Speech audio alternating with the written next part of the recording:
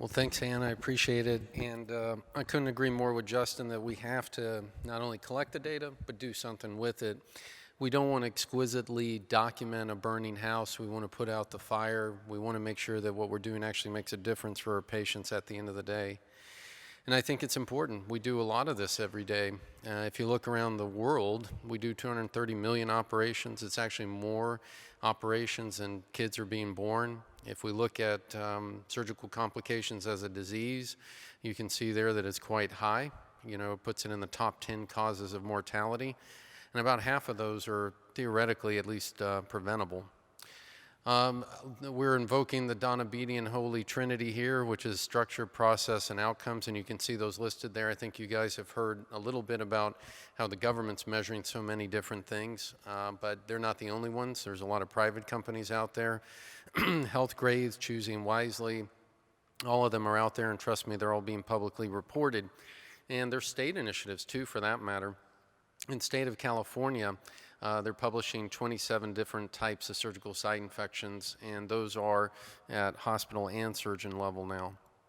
So a little bit about what we'll talk about. I'd love to talk about all of surgery, but I'll focus most of my discussion around bariatric surgery because I think there's some lessons in bariatric surgery that are common to all of the house of surgery, and we'll document that for you.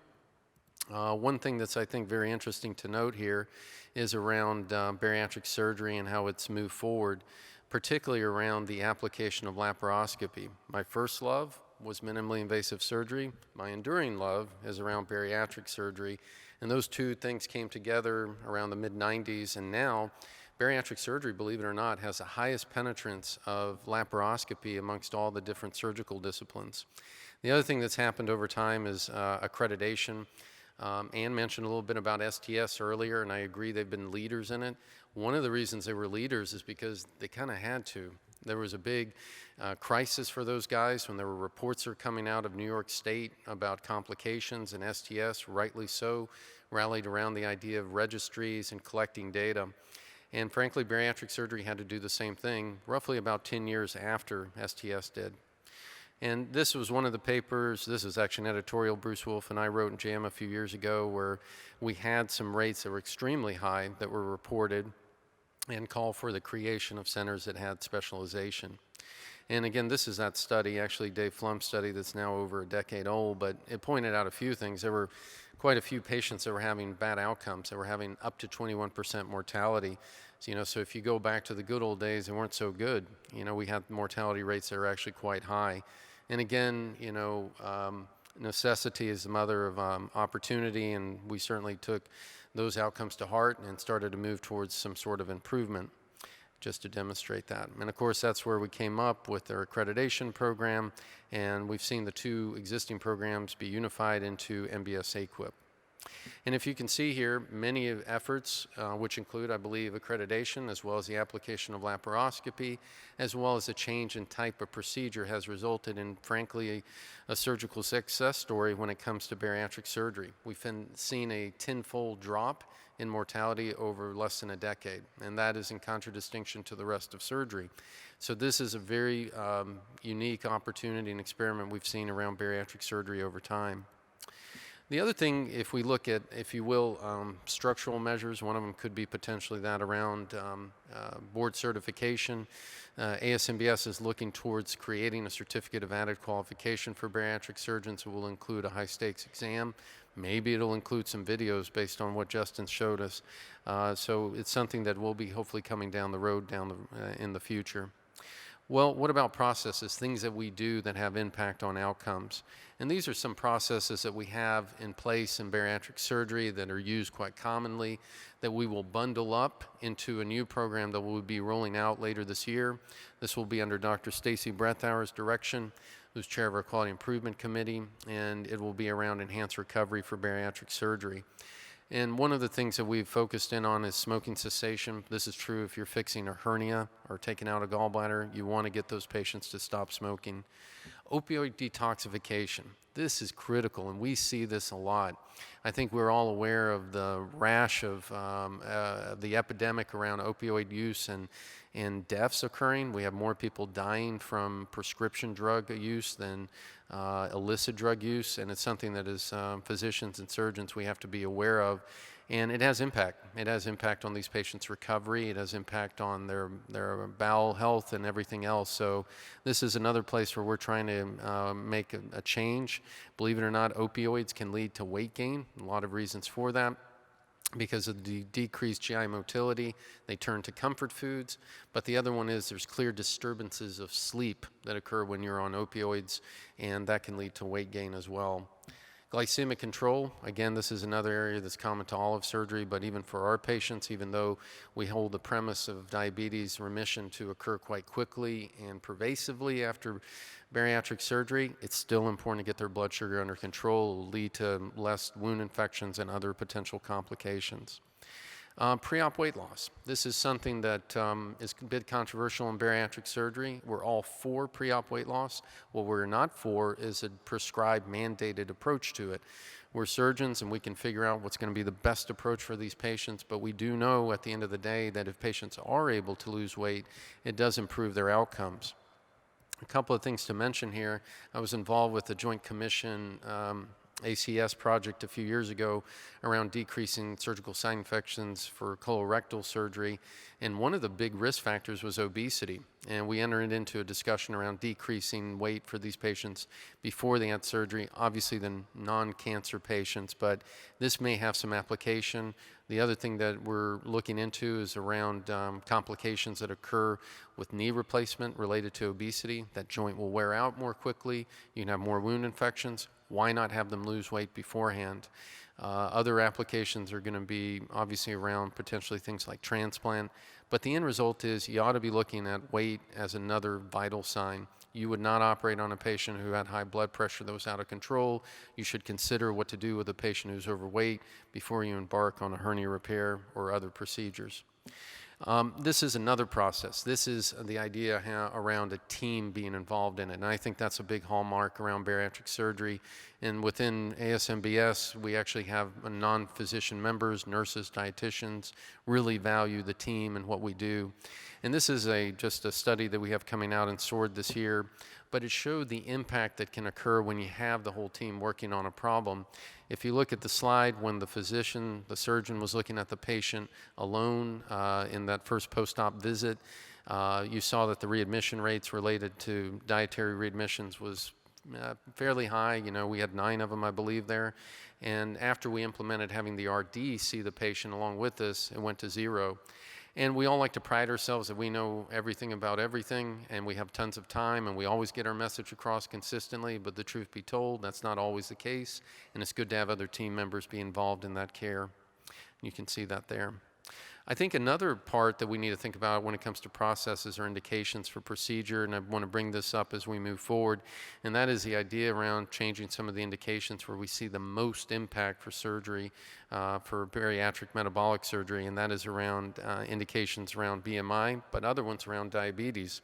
I think we're all pretty aware about the impact that bariatric surgery can have on diabetes. It's now quite a few articles that have demonstrated it repeatedly, and we've had over half a dozen randomized trials now over the last couple of years, so the jury's in. Certainly metabolic surgery helps diabetes remission. And to the point now that some of the insurance companies are catching up with the idea, and the idea is that bariatric surgery can be performed for BMIs 30 to 35, and this is from the Blue Cross Technology Evaluation Center, and you can see there that they are endorsing it.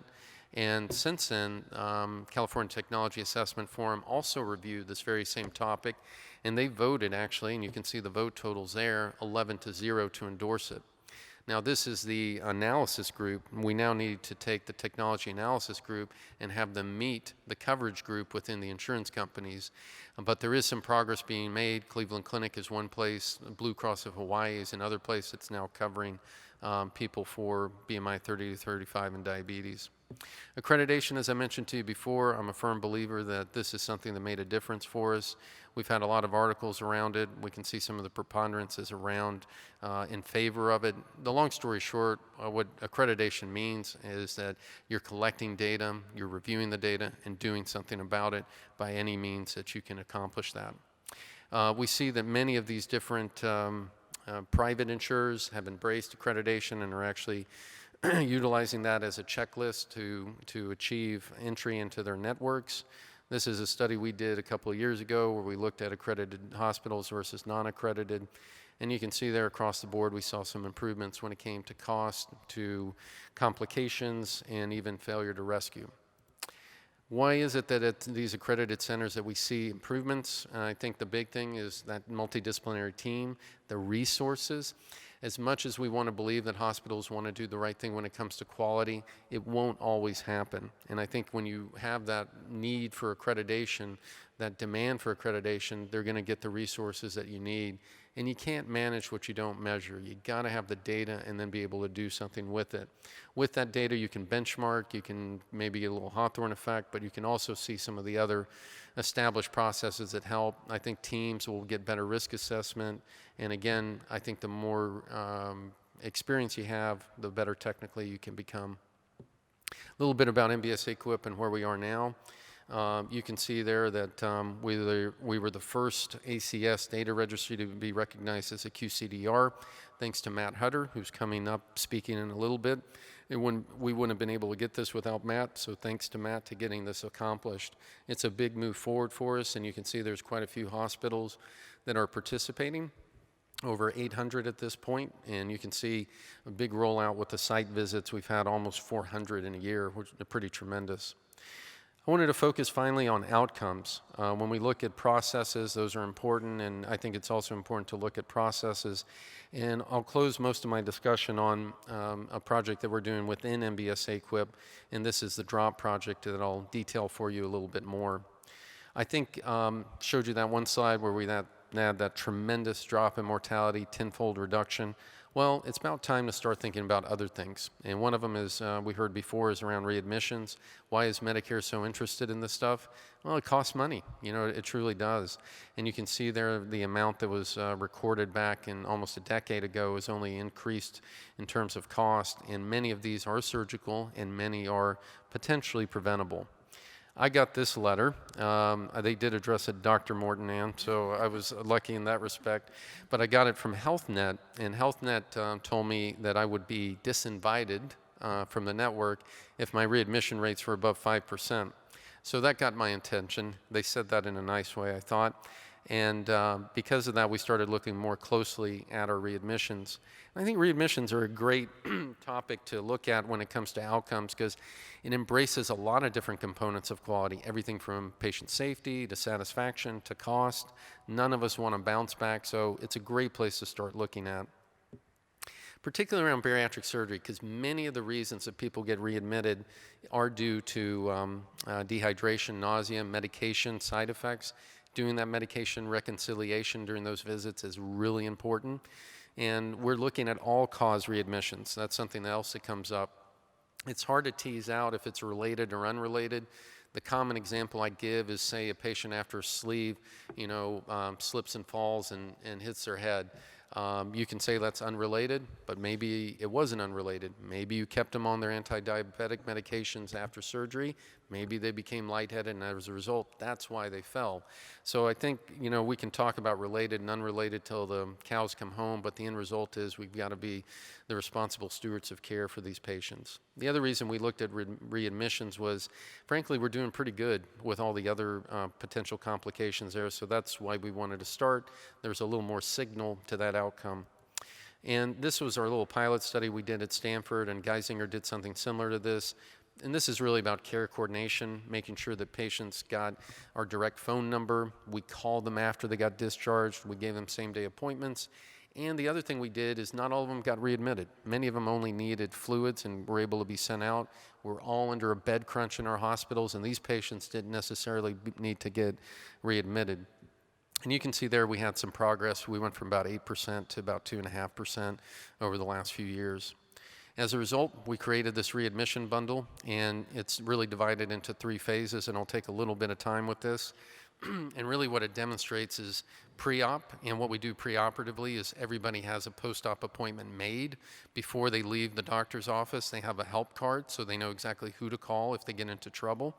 And we give them their prescriptions before surgery, so they have them filled. So after surgery, they're not searching for a pharmacy that actually has hydrocodone elixir, so they don't get into pain and then bounce back to the ED. We also reviewed if they're high-risk patients and get more help involved with those patients. We also created a video, and I'll show you a little snippet of that. It included representation from the surgeon, from the psychologist, from the dietitian, from our nurses, and pharmacists. And the idea is that we all want to impart this information, but frankly, the ability to impart that information is dependent on your schedule, dependent on your mood, and we wanted to give the same dose of education to these patients each and every time. The intra-op part of it was around a clinical roadmap, having the RD come in and see them, in a discharge checklist everybody completed, and then post-operatively the phone call after surgery was performed, giving the primary care physician or referring physician the discharge summary, and the monthly readmission review conference. We treat it almost like a complication, and finally the post-op nutritional visit. Here you can see the bundle displayed in a different way. Here's a very short snippet of the video, our dietitian. Oh, maybe we have some sound, hopefully. I work with patients in Charleston, South Carolina at the Medical University of South Carolina, where I've practiced for over 8 years. I'm here today to work with you so that you can optimize your nutrition in the early post-op weeks after you have surgery, so you can stay hydrated, get in the proper nutrition, and not get readmitted to the hospital. So we've got more of that, and it's roughly about a 20-minute video. It's also in Spanish. This is one of the help cards, so if you get in trouble, this is where to call, and gives you just an idea of what the numbers are. A high-risk patient, this is a study we have coming out. Obviously, BMIs over 50, if the operation took a longer time. Length of stay being longer than 4 days, if they were diabetic. If they had a complication, those are patients you're going to have to take a closer look at. The end result that you saw there, that most of them were GI or dietary related. Interestingly enough, when the resident was involved, we actually had less readmissions. Pretty unique. Most of the time, all these studies show the residents make things worse, but here we saw that it actually made things better. So good news for that. And this is our goal for the DROP project, and we're actually at the end of this month, DROP will be completed, and you can see all the potential gains that we can have with the project over time. And this is just meant to demonstrate or elicit some shock and awe over the number of hospitals that are participating here in the West. And you can see here in the Midwest, we have quite a few hospitals. We even have some hospitals down south. That's a total of 128 hospitals. You can see all of them listed there. In 129, and I'll just show you real quickly here some early results. We're halfway through. Our goal was about 10% reduction, was about 20% reduction, and halfway through we're about 10%. So we're right on target. Where did we see most of the gains? We saw most of the gains in the hospitals at the highest readmission rates. They went from about 8% to about 6%, and the ones who are already performing well continued to perform well. And again, about a 10% reduction. We're looking at which part of this bundle makes a difference. The adherence rate, is it all or none? Is it some versus all? We'll have to figure that out. This just shows the adherence rate to the drop measures, and you can see there we have 8 of them, and we're showing some steady improvement. Most people are being pretty adherent with these, and we'll tease out again if it's an all or none phenomenon, or if it's one of them. It could be just the post-op phone call. We give them site-specific reports. We have mentors that call them as well that are experienced surgeons in this area. Finally, I'll close again with what Ann mentioned. ASMBS, as well as SAGES, has joined National Quality Forum. And one thing I want to bring up is around access too, because you can't have quality without access. Matt has a nice paper showing that pancreatic care in Massachusetts improved when that state provided access. And so I think we need to make sure that all our patients have the access that they need to get the help that is desired. And to that end, if you want to make changes, don't forget to give to the Obesity PAC. Don't forget about Obesity Week down in New Orleans. It'll be in Halloween. Promise you a good time. And finally, I just close with this one article showing that we can improve these patients' lifespan. These patients need rescue, and hopefully the people that will be doing that is everybody in this room. So thank you very much.